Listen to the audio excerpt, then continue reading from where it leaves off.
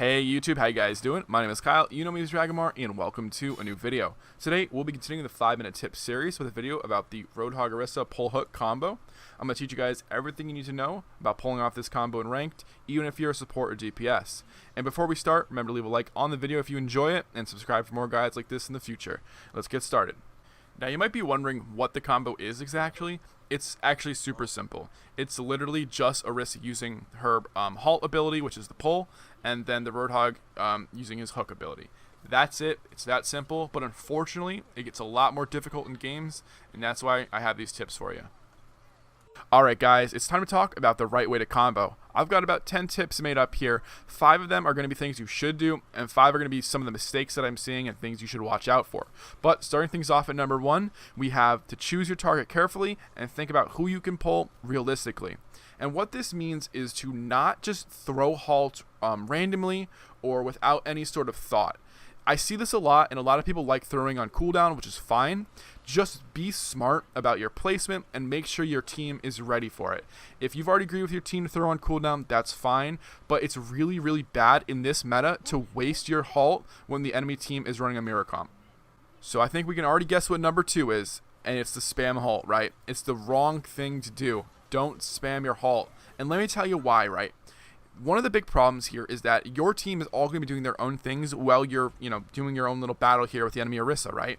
And part of the problem is that they're not always ready for your Halts to go off. And also your Roadhog might be using his hook elsewhere, sometimes on flankers, and you just won't know it. Depending on how good your communication is, I think you can get away with it a little more.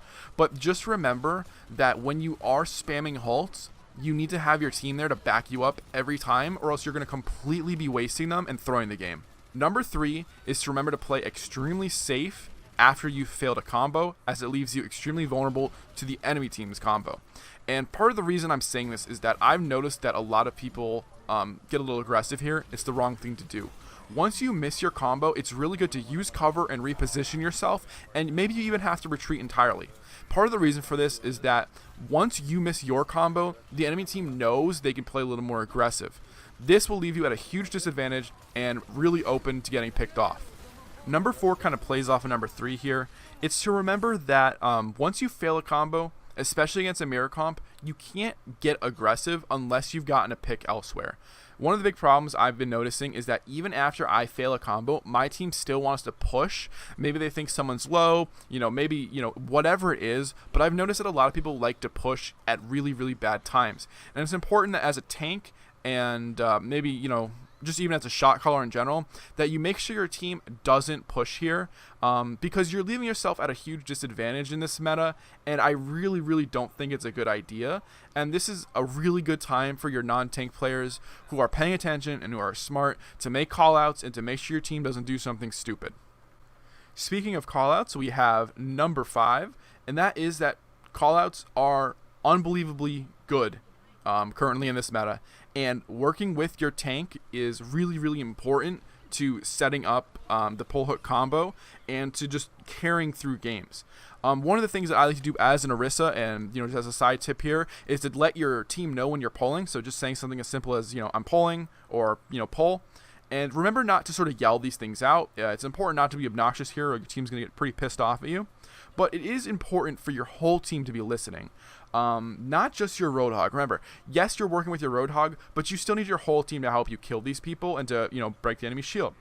Now, on the flip side, though, we have the Roadhog, right? And the Roadhog needs to let Orisa know when his cooldown is ready to go for hook. Because a lot of the times, there's going to be people off on the side trying to do things. Your Roadhog's going to throw a hook at them. You're not going to realize you're going to go for the combo. You're going to obviously miss because there's no hook, and then the enemy team's going to do it, and then you're going to, get wiped. So it's really important that there's a lot of communication between tanks. Now, with number 6 here, I got to be brutally honest with some of you guys.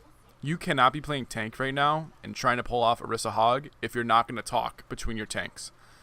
That's just it, man. Just don't do it. It's not worth it. You're hurting your team in the long run, and it is super important for those two roles to be talking to each other. And if you're not doing it, it means that you're putting your team at a huge disadvantage, and that is why communication is so important. You can't stay quiet right now in this meta. Tip number 7 is for you DPS and support players. Don't worry, I didn't forget about you guys. Now, what's really important here is that DPS and supports pay attention to the pull and do whatever they can to finish off these kills. Remember, it is really important in this meta to secure the kill of whoever gets pulled in. And part of the big problem here, and why I'm making such a point about this, is that sometimes, as an Orisa, I cannot finish off these kills. And sometimes the Hog might have to reload. And a lot of the times, that's all it takes for these people to be able to run back and regroup with their team and then wipe you, right? So it's really important that if you're playing someone like Ana, you throw your grenade at them, or maybe you use a sleep dart, or maybe you're a McCree and you flashbang, or maybe you're a Brig and you stun them. It's really, really important, especially, guys, especially when you see a Roadhog get pulled in, please drop everything you're doing and help us kill that Roadhog.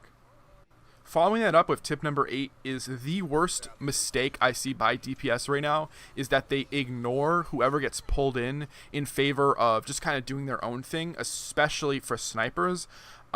One of the big problems here is that they're just not playing as a team, and I understand that's a completely separate issue, but if you have an Orisa Hog as your team comp, you need to make sure you're at least in line of sight of wherever they're going to pull, so when you do hear the pull go off, you can actually help finish these targets. You know, like I was just saying, it is sometimes hard to be able to finish these kills, so it means that as a tank, we need your help. Don't be doing your own thing, especially when you know the combo is up and available. Make sure you're paying attention, and generally it's worth dropping everything you're doing to be able to help finish off whoever gets pulled. Tip number 9 is all about priority targets, and this is in the case of a mirror comp. Your priority target in this situation is going to be Roadhog. And the reason it's going to be Roadhog is that he is the most dangerous player on the enemy team in terms of just like character ability, right? He's the combo, he's the second piece of the combo for them, right? He's the hook. And also, his DPS and survivability is very high. So being able to take him out early gives your team a massive advantage and means the enemy team can no longer use their combo against you. Now, secondly, I would look for the Orisa. The only problem here is that she might have Fortify up, so you have to be extremely careful of that. But with that being said, if she doesn't have Fortify up, if you can force it out, she's always a really good target because that's their shield tank. Following it up with supports and DPS, I mean, you're always going to want to go for the supports, but a lot of the times they're smart and they're hanging out in the back, so it's a little more difficult. The 10th and final tip here is one that I think a lot of Orisa players need to hear, and it's to not be picky and don't go for the perfect combo.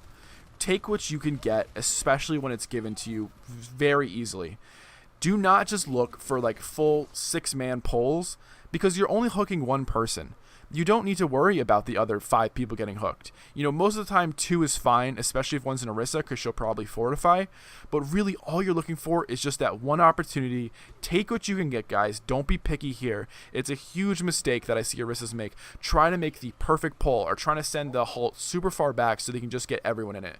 Do not worry about that kind of stuff. Take what you can get and enjoy the easy wins. And with that being said, guys, I hope you enjoyed the video. I hope you learned something new. And if you did, leave a like. Remember to subscribe for more. And I'll see you guys next time. Take it easy and peace.